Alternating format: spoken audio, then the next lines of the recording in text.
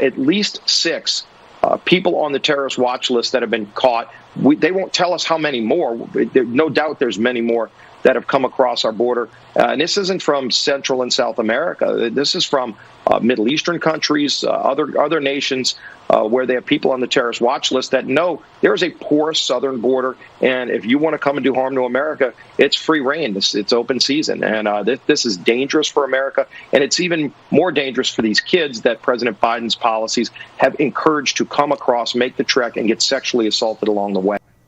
Latest reports being revealed on what is happening, not just as people are smuggled across our border, but in the facilities where they're being housed. Very disturbing reports of sexual assault. We're going to get to a cut later, or news from Governor Abbott in Texas. That was, of course, Minority Whip Steve Scalise, a truth teller par excellence.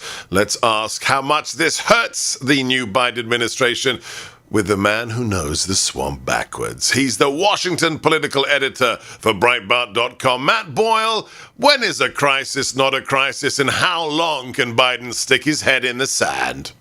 Well, look, I think that this is the biggest problem facing the country right now, and it's all Joe Biden's personally his fault and the fault of everybody in his administration.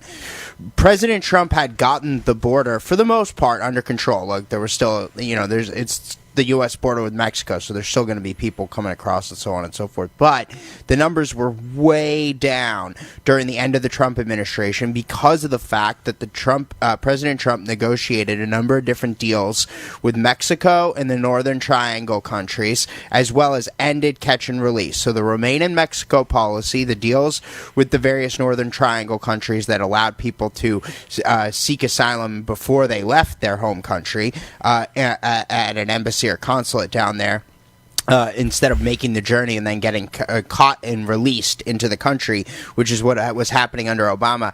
Biden ripped all of that up for purely political reasons. He had no legal reason or justification to do what he did. He did it just out of spite for President Trump, and because and then also because the Democrats and the left and these open borders types like Mayorkas, the DHS secretary, believe in open borders, and they want to bring as many people as they can into the country, regardless of the consequences economically, public safety-wise, public health-wise, and so on and so forth.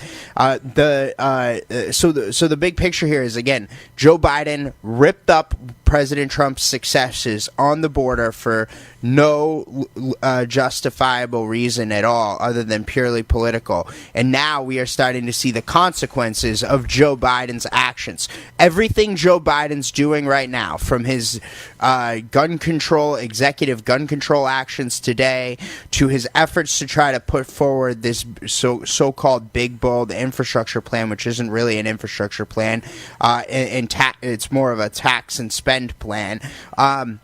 All of that is designed to try to distract the American public from the crisis that he unleashed upon our border with Mexico. Joe Biden created the single biggest coronavirus super spreader event in American history at the U.S. border with Mexico. That's what it is. He created horrid conditions by which people are, as you mentioned there, being victims of human sex trafficking.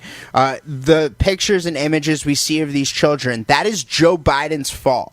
Everybody out there needs to understand, this wouldn't be happening had Donald Trump won re-election and been in the White House. So if Donald Trump were the president right now instead of Joe Biden, we wouldn't have this happening. It's Joe Biden's fault. Everything that's going on there is his fault. And the Democrats in Congress are going to pay an enormous price for this in the upcoming midterm elections, and I think, again, in the 2024 presidential election. Matt, how significant is it that we have this story that broke earlier this week, that in private discussions inside DHS and with the Customs and Border Protection agents, Mayorkas, as you said, this radical open borders activist who is now the secretary of DHS, said to his own subordinates that we need to plug the gaps in the wall.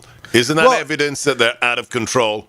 Yeah, it's evidence that they're out of control. It's also evidence that the wall was the correct policy, right? Like, so now even Joe Biden and his administration are admitting that we need a wall along the U.S. border with Mexico, a functional wall. We need to finish the wall, and good for them. Hey, build the wall. Hey, Joe Biden, build that wall. We're glad you admitted that you were wrong your entire life in your entire campaign, and that all the Democrats were wrong the entire last 4 years when President Trump was out there trying to build the wall. So hopefully they actually do build the wall. Hopefully Joe Biden, for the sake of America, admits that he was wrong by ending catch and release, bringing back catch and release, admits that he was wrong by ending Remain in Mexico, which was the Trump policy, and reinstates these policies because they are good policies for the people.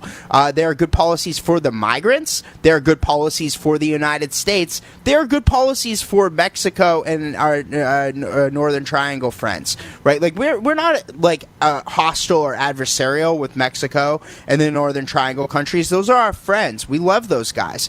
But the problem is that the open borders community, the policies that Joe Biden's put forward, first and foremost, the people who are victims of it are the migrants. Yeah. So what you see with these poor children, there's different videos of them out there, all in pictures that we see. That's Joe Biden and the open borders community's fault.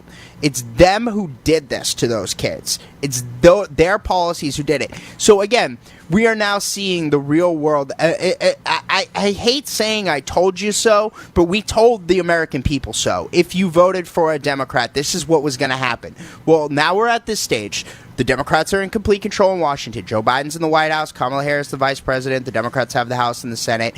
We now see the policies on display. So the American people can now learn from this and end this error by never voting Democrat again. You can't vote for Democrats because they lie to get into office and then they do things like this. And that's the problem. One data point. A year ago, in March, under the Trump administration, 30,000 illegals detained at the border, 30,000. 1 year later, in the same month, 170,000. The only difference is who's the commander-in-chief. Matt, in the last 60 seconds we have with you in this segment, what are you hearing beyond the public statements of Democrats in the southern counties? How big is the pressure, the tension inside the Democrat Party to fix something with regards to the border? Well, look, you've already got two Democrats, Philemon Villa and Ann Kirkpatrick from border states. Villa's from Texas, Kirkpatrick's from Arizona, who have thrown in the towel and announced they're not running for re-election to their U.S. House seats. Those are both battleground districts, and Republicans are probably going to take them in the midterm elections. There are several other Democrats who have been speaking out publicly. Henry Cuellar and Vicente Gonzalez, both from Texas. They both represent heavily Hispanic districts, have been speaking out against the Biden administration. Now, Vicente Gonzalez also has serious other problems, and the Republicans are probably going to take that seat in the upcoming midterm elections. But the Democrats know that this is a real problem for them, especially the ones of the border states. That's why they're already abandoning ship, and they're walking away on Nancy Pelosi. Big trouble in the DNC, and the man who reports on it all for Breitbart.com is our regular guest, Matt Boyle. Bookmark them every single day. Check them out, Breitbart.com. More on what infrastructure really means. Here on America First with me, Sebastian Gorka. You're simply going about your life, running errands, picking up the kids, getting gas, or attending church. In a split second, a normal day turns into the worst day of your life. And while a self-defense incident may only take seconds, the legal fallout can last years. That's why I'm proud to tell you about U.S. Law Shield. They relentlessly protect law-abiding citizens every single day. For just $10.95 per month, you'll have immediate 24/7, 365 access to an attorney-answered emergency hotline and won't pay a penny in attorney's fees. Members also have direct access to attorneys for state-specific guidelines on firearm and self-defense law. Now, U.S. Law Shield is not a legal firm and is underwritten by third-party insurers in many states. State law and insurance regulations apply. So please see the website for the applicable underwriting company and terms of coverage. Call 833 4-GUN-LAW. That's 833, the number 4-GUN-LAW. Or just go to uslawshield.com/America for a very special radio offer. You'll feel better having U.S. Law Shield on your side. That number, 833-4-GUN-LAW, or just go to uslawshield.com/America. Portions of America First are brought to you in part by Young America's Foundation. Passover Jewish people are instructed over 2 centuries to remember 2,000 years, over 2,000 years, to remember that we were in bondage and we escaped, and to remember that day and to teach others about it. January 6th is a day like that.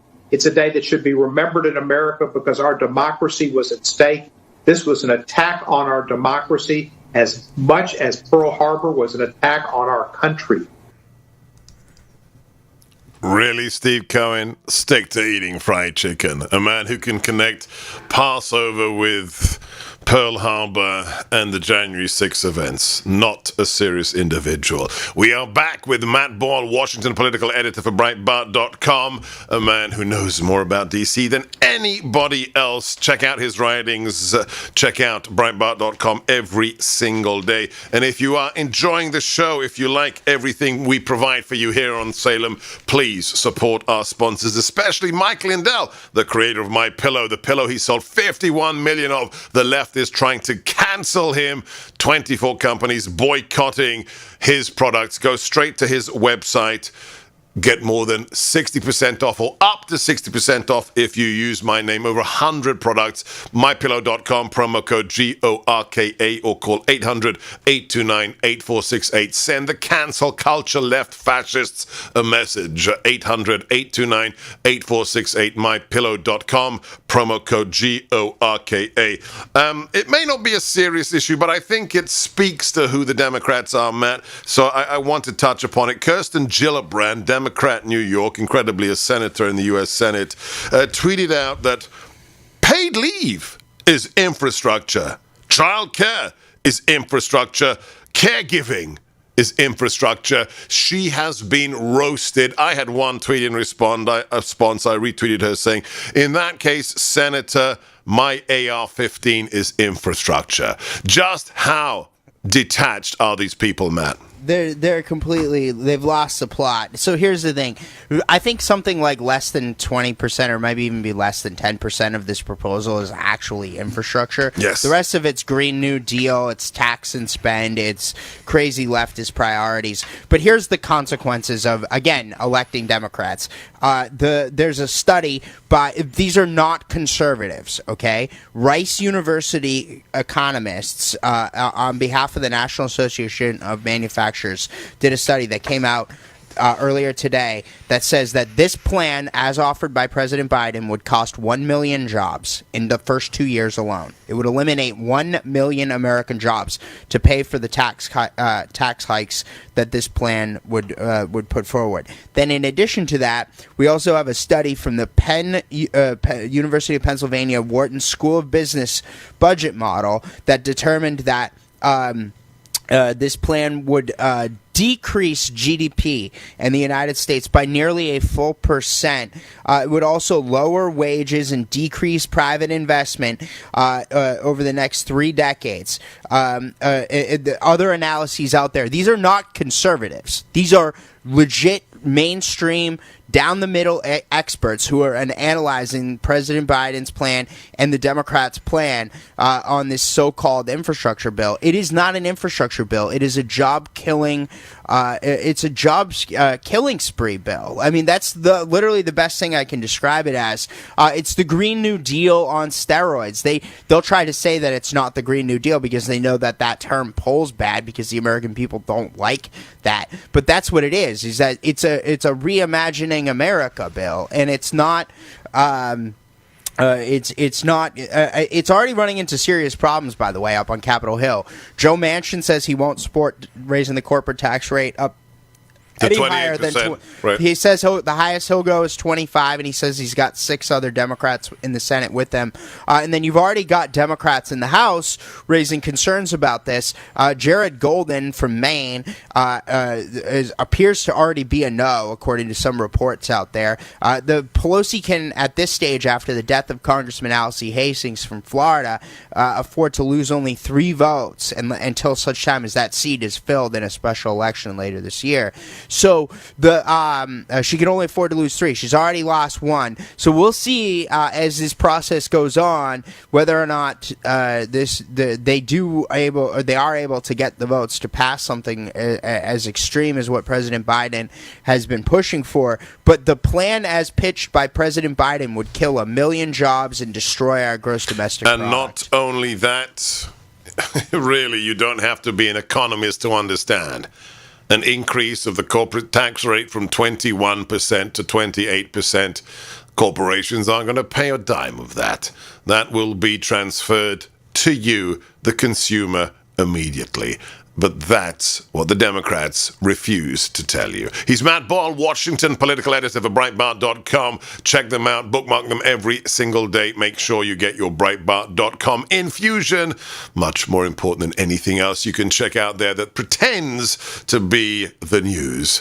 Thank you, Matt. We are coming to you live from the ReliefFactor.com studio.